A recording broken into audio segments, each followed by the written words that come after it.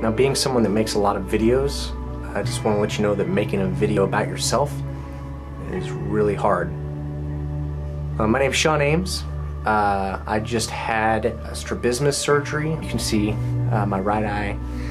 They did a muscle surgery on it to try to fix an eye turn that had started to redevelop. There was a DVD, which I would refer to it as an eye float. So sometimes if I wasn't quite paying attention, my right eye would just kind of take off, and whoever I was talking to, I'd see them kind of look over their shoulder wondering who I was looking at with one of my eyes. It wasn't that big of a deal, but I had to have another surgery done this year, so I figured if I was going to hit my out-of-pocket max, I might as well take care of this during the same time frame. Going through this again kind of brought back a lot of thoughts and maybe emotions that I had growing up, because when I was 11 in the 6th grade, I had the same surgery done on both eyes. Prior to that time, I had had an eye turn in both eyes. Essentially, one of my eyes looked down and in, and the other one looked up and out or something. I mean, they were a mess. And when I was 11, I had a strabismus surgery. Kind of leading up to this surgery, I kind of had to revisit a lot of those emotions, stuff that I had kind of suppressed. Kind of pride myself on being an overly stable person. I think going through what I went through as a kid has helped me to be maybe more compassionate, more understanding. In some areas, maybe it's helped me have a little more patience, but it's not necessarily something that I would want for my own kids. So that's why I'm making this video. There's a lot of misconceptions out there about lazy eyes or an eye turn, and so I just kind of wanted to try to share what I figured out.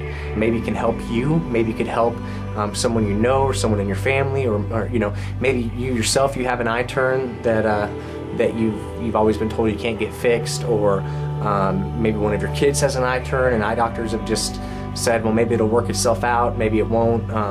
You know, there's nothing they can really do. I know for me growing up, that's what my mom was told. She had taken me to nearly every eye doctor she could find, trying to find someone that could quote unquote fix my eyes.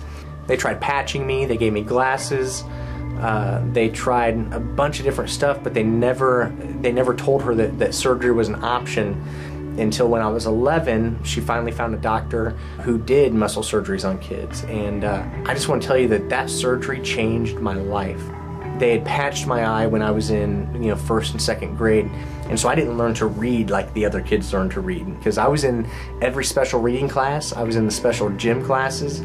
I had a sound mind. I wasn't crazy. I wasn't actually mentally handicapped. I can remember asking my mom if I was mentally handicapped like some of those other kids, and she said, oh no, of course you're not, you just have trouble with your eyes. And I can remember thinking in my head, well, of course she would say that, she's my mother. So it was really hard for me to get kind of straight answers about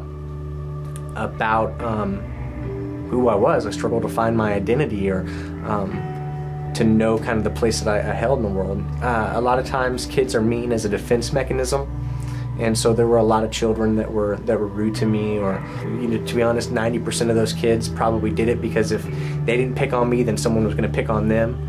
So there's no animosity toward them. Like I said, I don't regret not having my surgery until I was 11, but I'm just sharing this because it's not something that I would want for my own kids.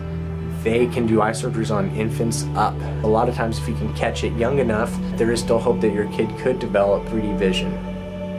Some other misconceptions is that, well, it's vision and I don't have vision insurance. An eye muscle surgery is actually considered medical, and so if you have health insurance, or if your kids or yourself, if you're on like an MC Plus program, it is covered as if it were a broken arm or broken leg, or it's a medical thing. So so there's a good chance that you do have insurance that would cover it in full, or at least to your deductible, or whatever. So look into it. I'll put the information for Dr. Missoi, who did my surgery this week, in the comments part of this video, and so you can get a hold of her. I'm sure that they'd be more than happy to meet with you and see if there's something they could do. But the biggest thing is I just want you to know that there are options out there, that patching or the eye drops, those aren't the only options. Just from a social standpoint alone, whether it's for yourself or for your kids, I would highly encourage you to think about having a strabismus surgery done.